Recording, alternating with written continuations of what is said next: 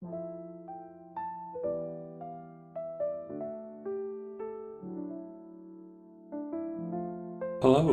and welcome back to the Murakami Companion podcast, a podcast inspired by the works of Haruki Murakami, where we analyze his body of work in its entirety. Today we'll be talking about Boy Wonderland and the End of the World, released in the mid-80s. I have two things to say before we start. First, this is not a review, this is more of an analysis thing, so there will be full spoilers. Also, if you love this book, just know that from the entire Murakami catalog, this is probably the only book that I actually dislike and I won't read again. Which is weird because if I just tell you the story, it's really cool. It's a really cool idea. This is a story about rival companies and a technology race with Blade Runner touches here and there, but then right after the first chapter, in the second chapter, we're told a completely different story that's set in a fantasy world, something out of the Lord of the Rings. Third chapter, we go back to present day story and then back to fantasy and so on. And the two stories come together in the end in a very creative way. There's even a section of the story where the characters gotta escape a dark underground place that's surrounded by magical creatures that affect their minds, and it's kinda like a tribute to the early works of H.P. Lovecraft. That's where I think the book doesn't work. I love Murakami. I have read a book of Murakami talking about his favorite t-shirts and I thought it was great. That's because he writes in a very hypnotic way. Here he seems to be writing a bit different, like a novelist of hard-boiled detective stories, like Lovecraft, like a straight-up fantasy writer. And you kinda just get a little bit of pure Murakami writing at the very end. And it's the best part of the book. There's a bit of a plot twist in the end, and there is like soft plot twists here and there, and they're all very well written. And it's kinda shocking, and it's kinda fun, and it's kinda emotional. Is it worth anyways?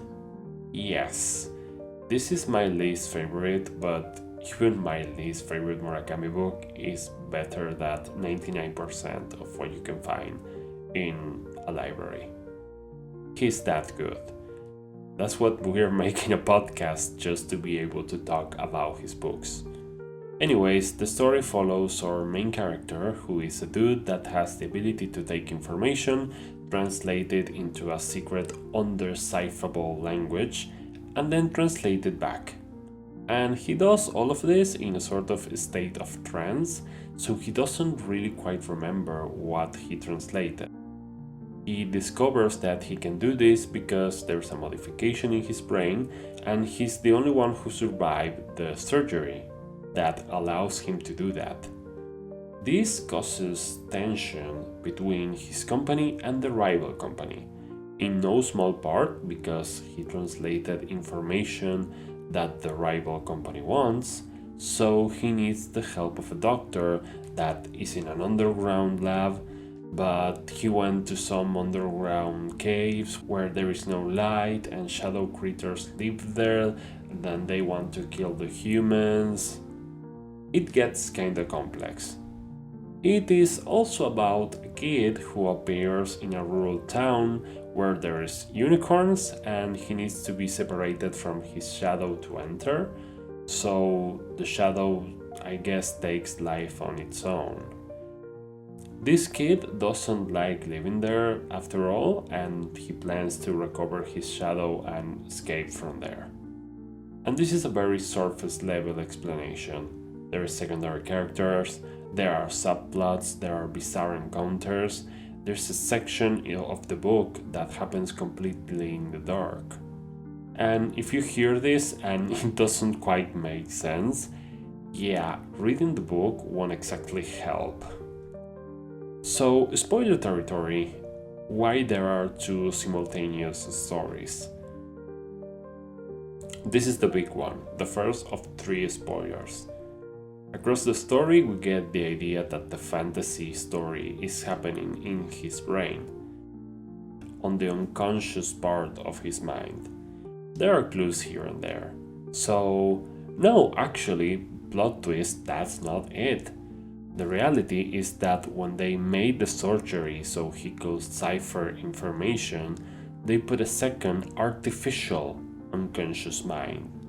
That's where the fantasy story is happening. Also, that artificial unconscious mind is breaking down and it's going to kill him. That is plot twist number 2.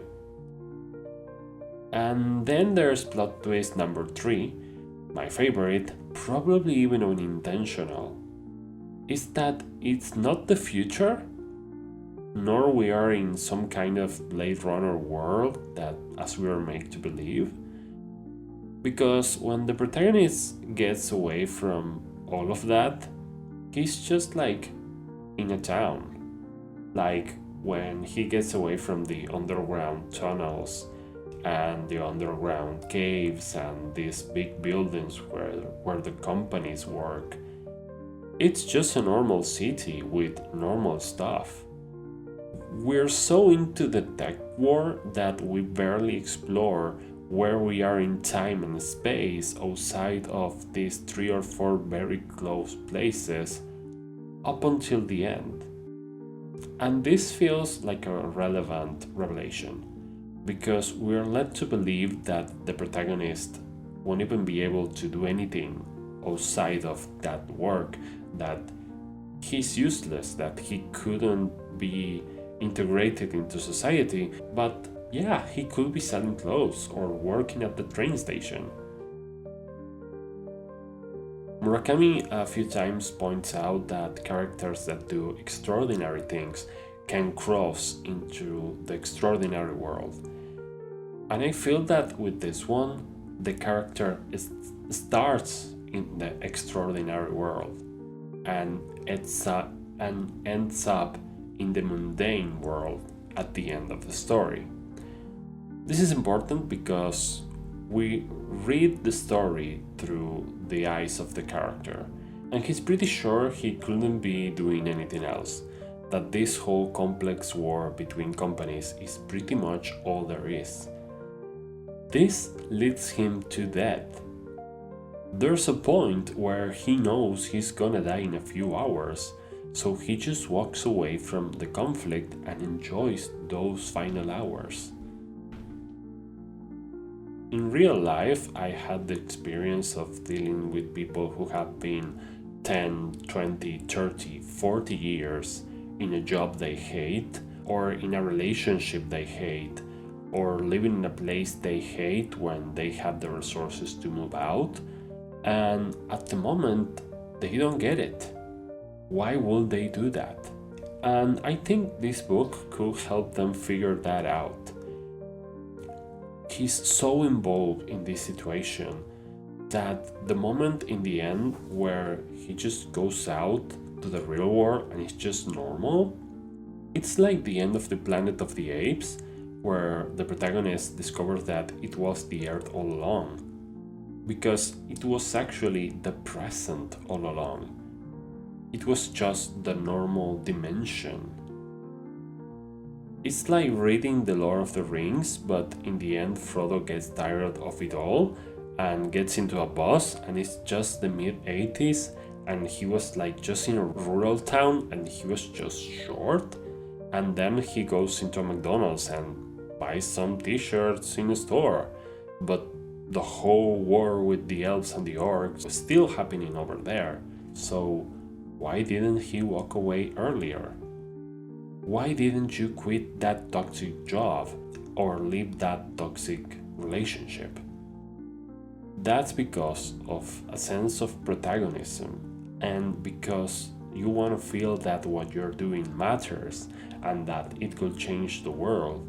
But that's an illusion, and happiness true happiness is found outside that illusion. This is mirrored in the story in his artificial unconscious mind, where after that version of our protagonist leaves his shadow self and enters the mysterious town, he finds out that if he spends too much time without his shadow will die. And when that happens, he will be just an empty shell, just like everyone else there.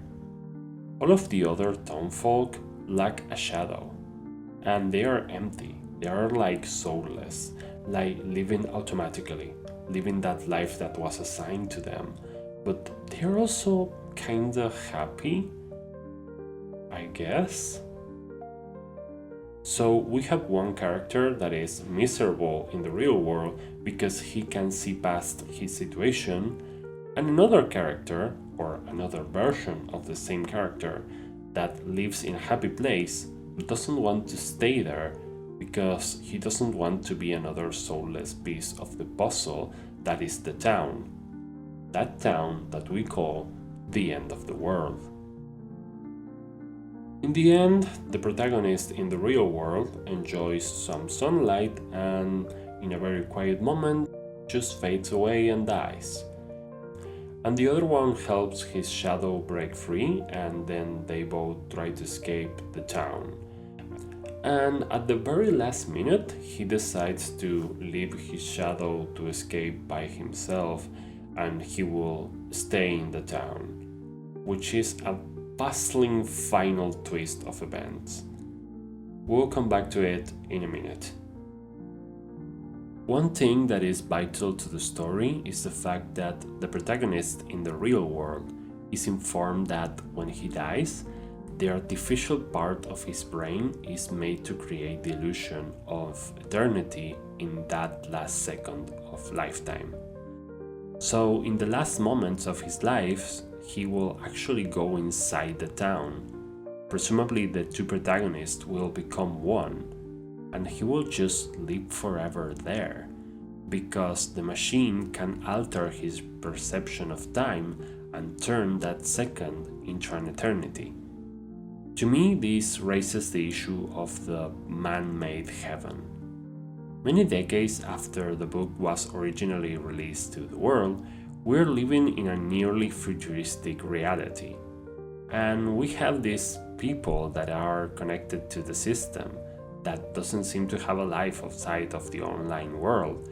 And we have a 24-hour news cycle and all of that. It's just constant stimulation. And when you step out of that and touch grass and you unplug yourself from all of that for 5 minutes, it kind of feels like heaven.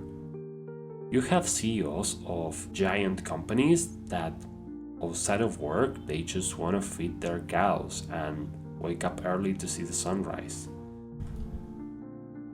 As the character inside his mind rejects the happy but soulless town, the real-world protagonist rejects the idea of living forever trapped inside an artificial heaven, even if it guarantees actually living forever as far as his perception goes.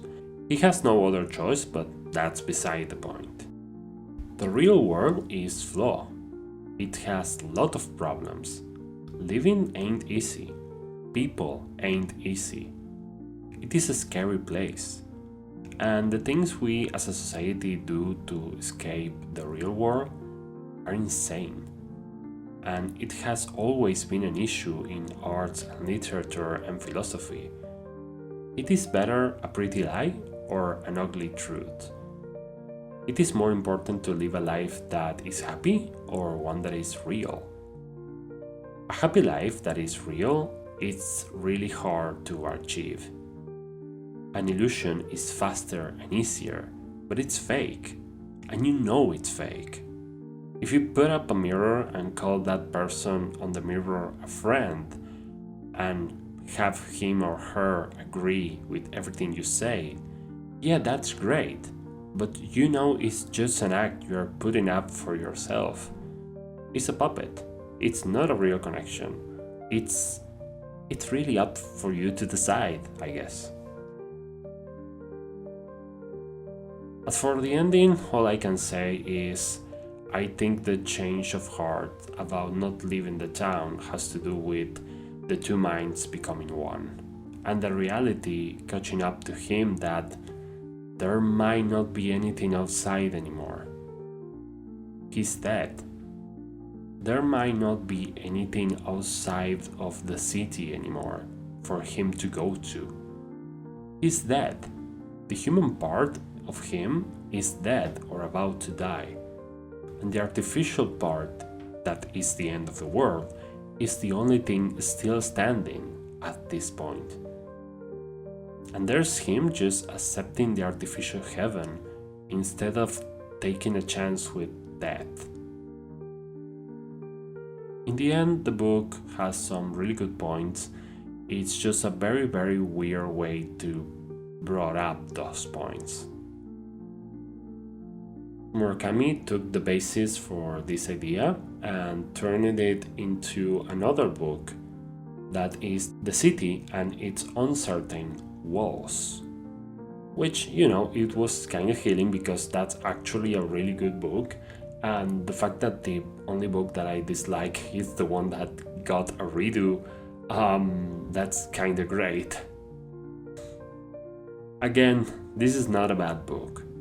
I don't think there are bad books by Murakami, but this one might be too out there.